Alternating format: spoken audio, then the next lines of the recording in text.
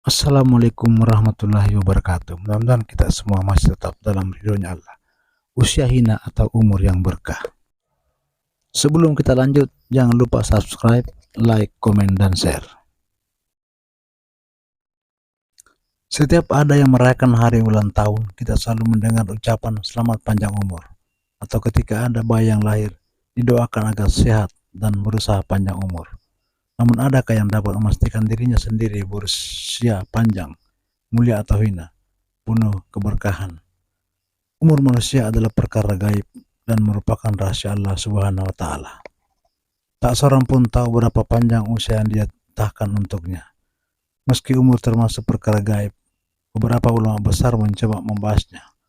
Habib Abdullah bin Alwi Al-Haddad misalnya mengkaji masalah umur melalui karyanya Sabilul Ihdikar wal Ihtibar bima yamurru bil insan wa yankadi lahu minal amar.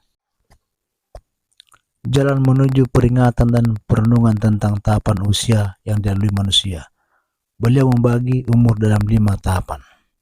Pertama, sejak Allah Subhanahu wa Ta'ala menciptakan Nabi Adam alaihissalam dan membekalinya dengan keturunan.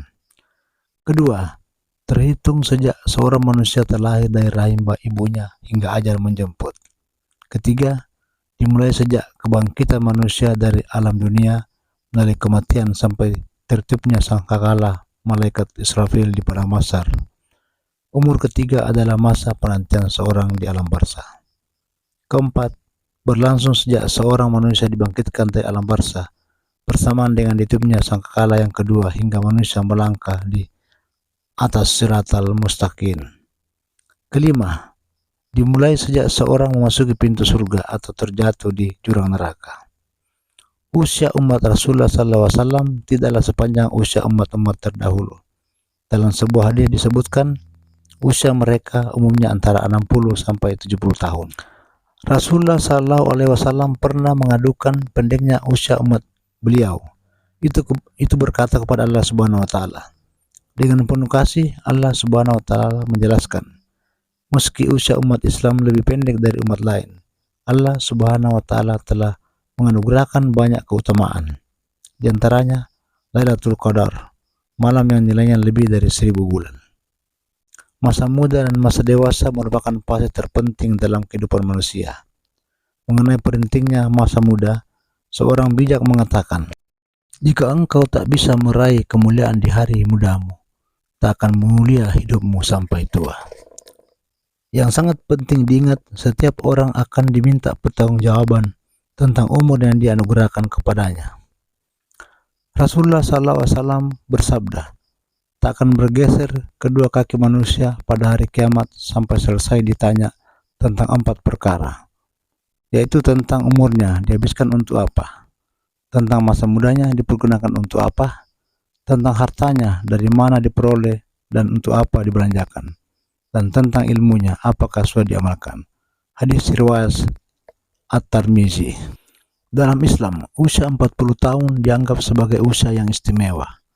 Ia dipandang sebagai tonggak awal kemapanan seseorang.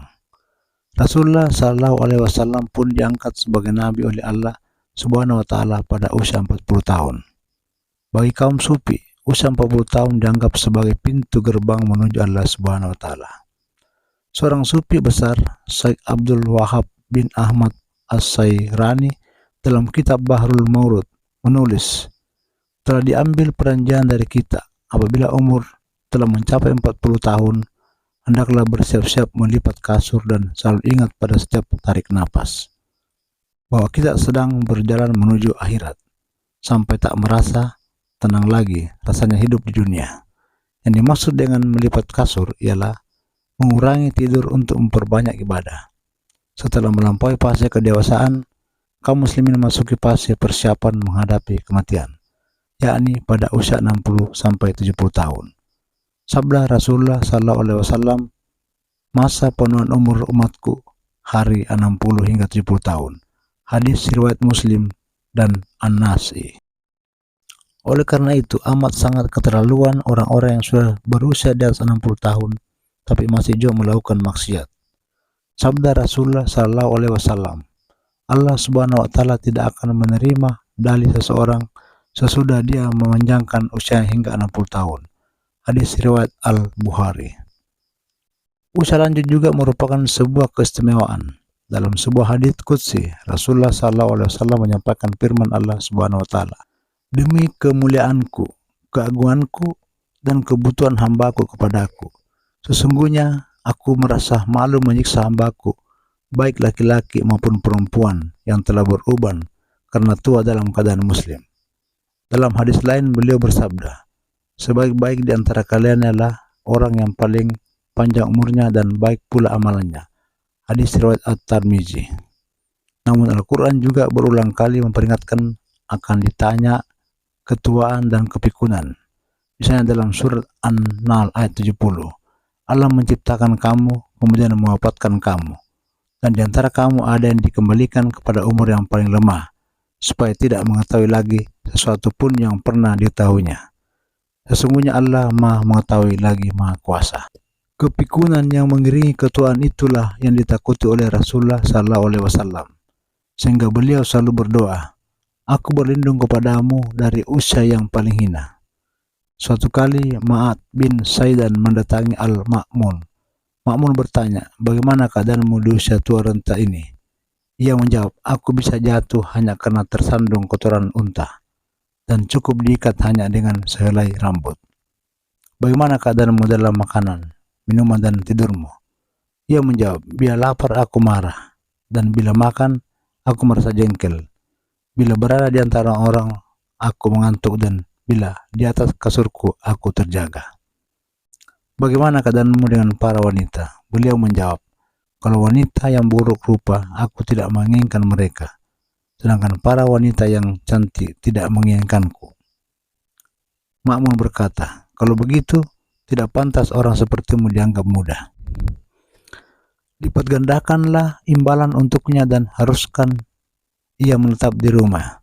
Biarkan masyarakat yang mengunjunginya, dan jangan biarkan ia mengunjungi siapapun." Sejak zaman Rasulullah SAW sampai kini, ada orang-orang yang dianugerahi Allah Subhanahu wa taala umur panjang dan orang-orang pada umumnya, dan mereka mengisinya dengan berbagai kebaikan, sehingga hidup mereka penuh berkah dan tercatat dalam sejarah. Mereka inilah yang dimaksud dalam hadis Nabi maksudnya, "Sebaik-baik kalian adalah panjang umurnya dan baik amalnya." Di samping itu ada pula orang-orang yang usianya pendek tapi juga sangat berarti karena dipenuhi berbagai amal yang diridhoi Allah Subhanahu wa taala. Mereka yang tergolong dalam kelompok ini pun namanya terabadikan dalam sejarah dan senantiasa dikenang orang. Di antara para sahabat Nabi yang dianugerahi usia panjang, Anas bin Malik, salah seorang sahabat utama pewaris perawi hadis terkenal dalam pelayan Rasulullah SAW. Anas lahir pada tahun ke-10 sebelum Hijriah. Sejak kecil ia sudah memeluk Islam dan terus melayani Rasulullah SAW sampai beliau wafat. Kurang lebih 10 tahun lamanya ia melayani Rasulullah SAW, yaitu selama beliau menetap di Madinah. Ibunya yang mula pertama membawanya menghadap Rasulullah SAW agar dapat melayani beliau. Anas bangga menyandang predikat pelayan Rasulullah, karena kedudukan itu memang suatu kemuliaan. Ia adalah sahabat yang terbanyak memiliki anak. Berkat doa Nabi SAW, suatu ketika ibunya memohon agar Rasulullah SAW mendoakannya. Maka beliau pun mendoakan Anas, "Ya Allah, berilah rezeki anak dan harta kepadanya, dan berkahilah dia." Dalam redaksi yang lain, doa beliau sebagai berikut, "Ya Allah, perbanyaklah harta dan anaknya, dan masukkanlah ke dalam surga." Anas adalah sahabat yang terakhir wafat di Basrah. Menurut riwayat yang paling kuat, ia wafat pada tahun 993 Hijriah, 7,11 Masehi, dalam usia 103 tahun. Ia wafat setelah menjalani kehidupan penuh perjuangan. Ia kaya dengan ilmu dan syarat dengan amal. Di saat ajal hendak menjemput, ia berkata, "Talkinkanlah aku dengan ucapan la ilaha illallah." Dan kalimat tauhid itu terus diucapkannya hingga ruh berpisah dari jasadnya.